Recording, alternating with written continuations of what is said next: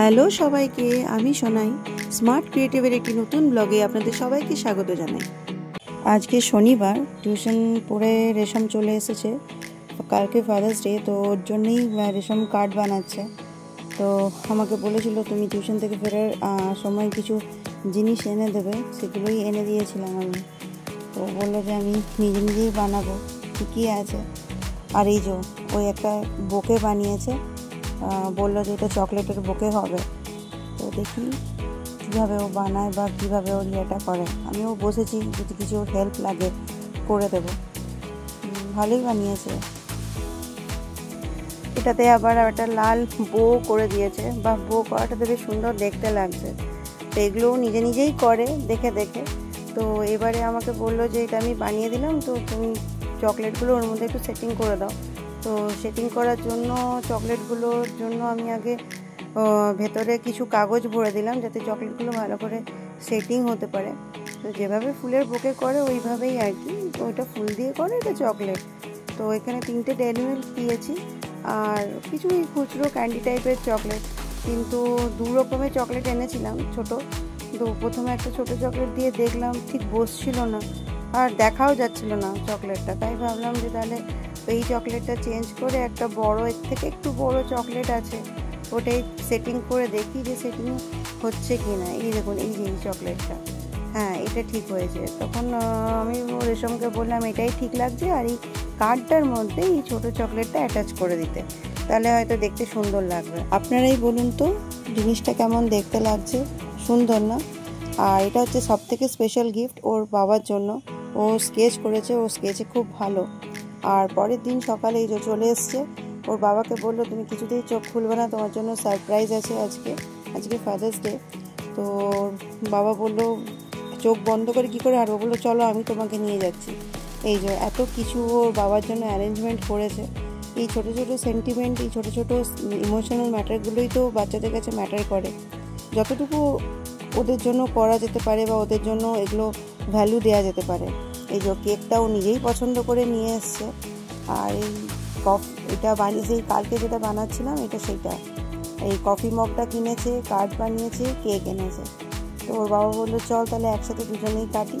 এই যে দুজনে মিলে আজ এখন কেক কাটিং হচ্ছে।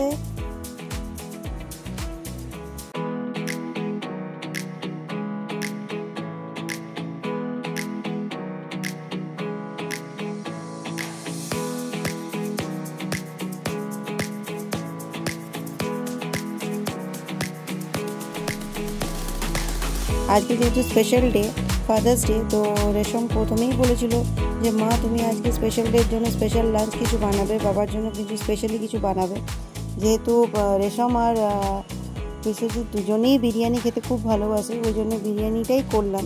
তো আজকে লাঞ্চে ছিল চিকেন চাপ, বিরিয়ানি আর স্যালাড, সেরকম কিছু করিনি। তো এই দুটোই ওদের খুব ফেভারিট, তাই এই দুটোই করলাম। তো জানি না টেস্ট কেমন হয়েছে, হড়বড়িতে করেছি। আর এদিকে রেশম ওয়েট করছে যে কখন লাঞ্চ দেওয়া হবে। এটা কি কার্টুন দেখছে, বাবলু ডাবলু। আর জেরির খাওয়া হয়ে গেছে, জেরি এখানে খেয়ে পর রেস্ট করছে। আর আমরা এবারে লাঞ্চটা বাড়বো। প্রথমেই রেশমকে দিয়ে দেবো। রেশমের প্রচণ্ড খিদে পেয়েছে, বললো মা আমাকে খেতেটাকে দিয়ে দাও, আমি খাই, তারপর তোমরা একসাথে খাবে। ওর বাবাও ইয়েতে গেছে, স্নান করতে গেছে। তো ওই যে রেশমকে আমি খেতে দিয়ে দিয়েছি। রেশমের রিভিউটা ভেবেছিলাম নেব, কিন্তু খেতে এতই ব্যস্ত যে আর রিভিউ নেওয়া হলো না। যাক, রেশম শান্তিতে খাক, দেখি ওর বাবা বেরিয়ে আসুক, তারপরে দেবো। এই যে ওর বাবাও বেরিয়ে চলে এসছে চান করে। আমি ওর বাবার খাবারটা বেড়ে দিচ্ছি। ওর বাবা বললো আমাকে বেশি করে দিও না, অল্প করেই দেবে। ওর বাবার খাবারটা বেড়ে ওকে দেবো, দেখি ওর বাবা আমাকে কি রিভিউটা দেয়।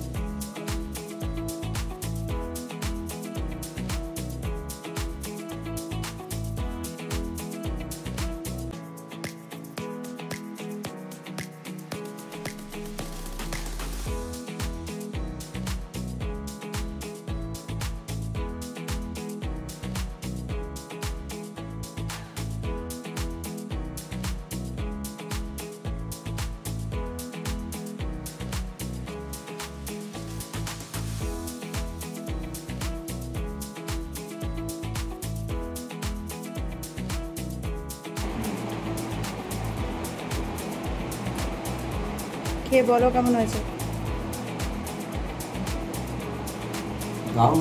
চিকেনটা খাও, চিকেনটা।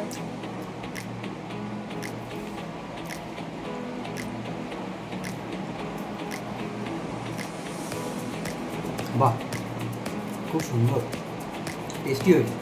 চলুন তাহলে আমি আমার খাবারটাও বেড়ে নিলাম, খেয়ে দেখি কেমন হয়েছে। আমি এসব বেশি খাই না, তাও ঘরে যেহেতু বানানো ভালোই হয়েছে। তো চলুন ভিডিওটা আমি এখানেই শেষ করছি। খুব শিগগিরই দেখা হবে পরের একটি ভিডিওতে। যদি আপনাদের কারোর ভালো লেগে থাকে তো please do like and subscribe and comment also. Bye for now.